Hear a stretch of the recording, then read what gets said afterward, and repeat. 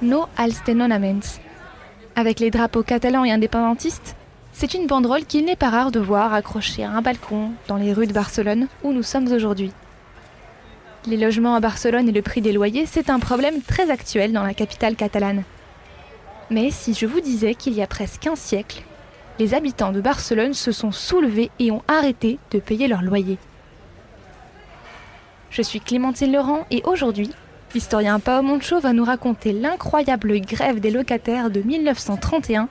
C'est l'une des 1001 histoires de Barcelone.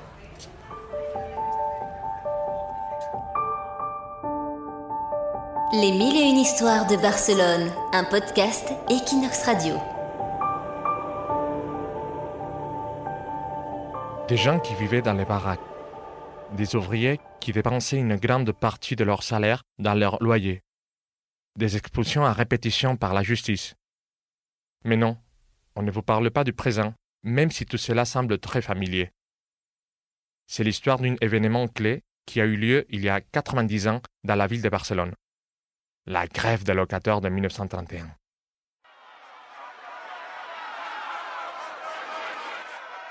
Après la Première Guerre mondiale, on se marche dessus à Barcelone.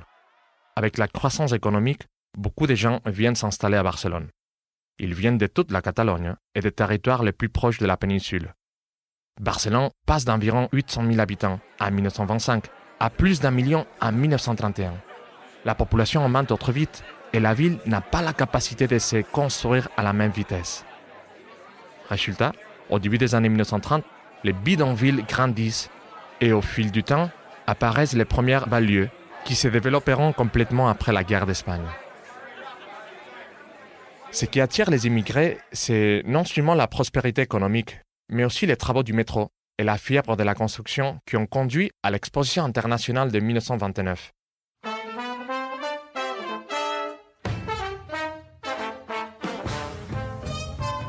Ce sont des travaux pharaoniques, promus par la dictature de Primo de Rivera, avec le soutien des bourgeois qui y voient une opportunité de projeter la ville à l'échelle internationale. À Barcelone, c'est donc très difficile de se loger au début des années 30. Environ 5 000 personnes vivaient dans des chambres louées et environ 30 000 dans des cabanes. Et avec la demande, les propriétaires augmentent énormément les prix des appartements. Il ne s'agit pas d'un problème d'espace, mais bien d'un manque total de logements convenables et de réglementations par les autorités. Et dans ce climat déjà tendu, la crise est arrivée. Les cracks boursiers de 1929 et la fin des travaux du métro et de l'exposition internationale ont entraîné une augmentation du chômage. Beaucoup de gens n'avaient pas les moyens de payer leur loyer, qui continuait à augmenter. Dans d'autres pays européens, avec la reconstruction d'après la guerre, une politique de logements sociaux est mise en place pour loger les plus pauvres. Mais à Barcelone, la bourgeoisie ne le permet pas. Et en plus, il n'existe presque pas de logements publics. Il y a sûrement eu quelques exceptions, comme les maisons de bon marché de Campeguera, ou de Bon Pastor, ou de Baró d'Aviver. Les habitants y vivaient de manière précaire. C'était simplement des cabanes à béton armé.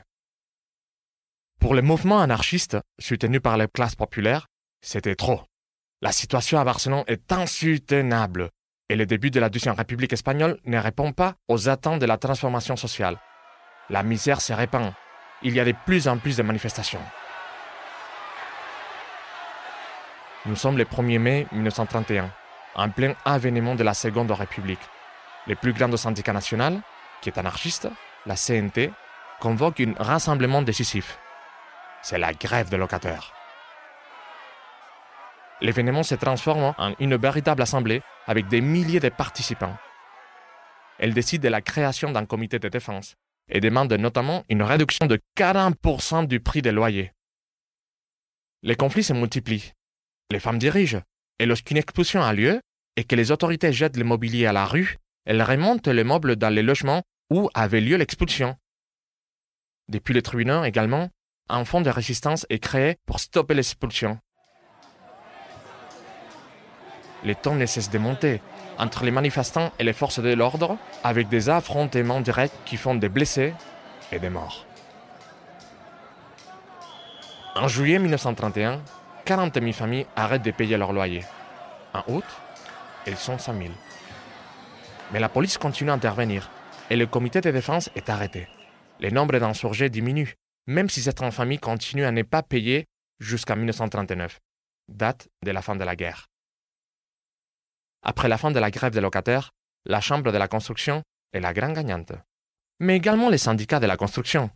Pour lui, le fait que les familles aient économisé 52 millions de pesetas lors de la revendication est une excellente nouvelle.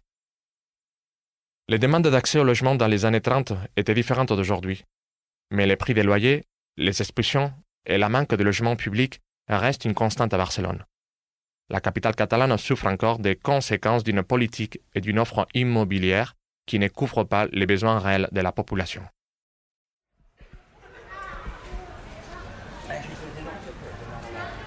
Aujourd'hui, presque 100 ans plus tard, les expulsions locatives sont toujours courantes à Barcelone. Même si la pandémie a freiné le phénomène, elles ont repris il y a peu. La situation est dénoncée par plusieurs institutions et organisations. D'une certaine façon, l'histoire se répète. Les 1001 histoires de Barcelone, un podcast Equinox Radio.